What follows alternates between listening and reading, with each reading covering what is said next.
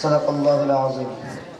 সুপ্রাম্বে সর্বগর প্রশংসা ধ্বনিত হোক সেই বিশ্ববিজেতার আরশে আজিমে, যিনি বিশ্ব বিভাণ্ডের অদ্বিতীয় নিয়ন্ত্রণ। আকাশ পাতাল পাহাড় পর্বত বৃক্ষ তরুলতা যার অদৃশ্যঙ্গদের আপন আপন দায়িত্ব পালনের মগ্ন, সেই স্রষ্টার দরবারে সকলে একসাথে বলি আলহামদুলিল্লাহ।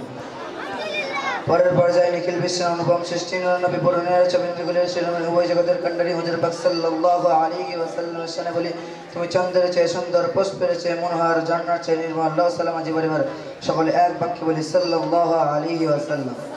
অতঃপর এই মহতী অনুষ্ঠানের সুনামধন্য মহামান্য সম্মানীয় বিচারক মণ্ডলী এবং আমার সম্মুখে বসে থাকা জামিয়া আফগানিয়ার বিভিন্ন স্তরের সাথী ভাইদেরকে আমার বুক পুরা ভালোবাসা, প্রাণ ভরা শুভকামনা জানিয়ে আজকে আমার আলোচ্য বিষয় ইলমের ফজিলত সম্পর্কে কোরআন হাদিস দ্বারা দু এক কথা বলার প্রয়াস রাখছি। সম্মানিত শ্রোতামণ্ডলী, ইলম সম্পর্কে বলার পূর্বে ইলম শব্দের আবিধানিক অর্থের প্রতি জ্ঞাত হওয়া আবশ্যক। অর্থাৎ ইলম শব্দের আবিধানিক অর্থ শিক্ষা, জ্ঞান, বিদ্যা ইত্যাদি, যা দুই প্রকার, আধুনিক ও আধ্যাত্মিক, অর্থাৎ ইহলৌকিক এবং পরলৌকিক। একথা চিরসত্য যে কোনো জাতি আজ পর্যন্ত শিক্ষা ব্যতীত, ইলম ব্যতীত উন্নতি এবং অগ্রগতির চরম শিখরে উপনীত হতে পারেনি। ইলম ব্যতীত মানুষের মনে নতুন চেতনার সূচনা ঘটেনি। ইলম ব্যতীত সমাজের বুক থেকে অসভ্যতাকে দূর করতে এবং সভ্যতা গড়ে তুলতে পারেনি। সোনারির উপর ইলমগুলো সুখ শান্তির সাথে অবহিত করতে পারেনি। এক কথায় বলা যায়, ইলম ব্যতীত নিজের ভাষা বুঝতে এবং বোঝাতে অক্ষম। কারণ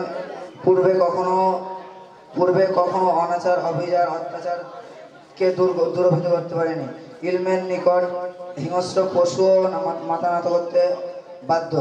ইংরেজিতে একটি প্রবাদ বাক্য বলে, education is the backbone of a nation, অর্থাৎ শিক্ষাই জাতির মেরুদণ্ড। এ কথা চিরসত্য যে আধুনিক শিক্ষার জ্যোতি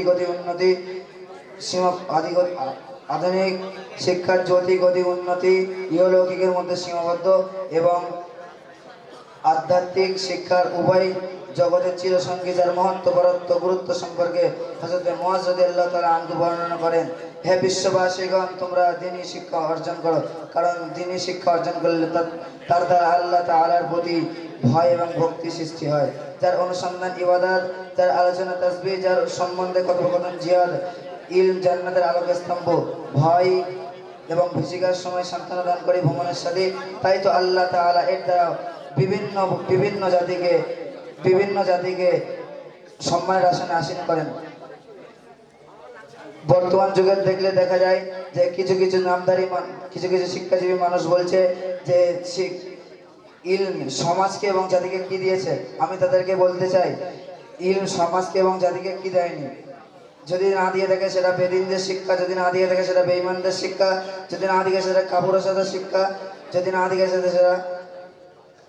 দিয়ে থাকে সেটা শত্রুতার শিক্ষা। বরং দ্বীনি শিক্ষা যুগে যুগে, দেশে দেশে, জাতিকে সর্বদা দিয়ে গিয়েছে মানুষত্ব, সর্বদা দিয়ে গিয়েছে সঠিকভাবে বেঁচে থাকার। এই বলে আমি আমার সংক্ষিপ্ত বক্তব্য ইতি করছি।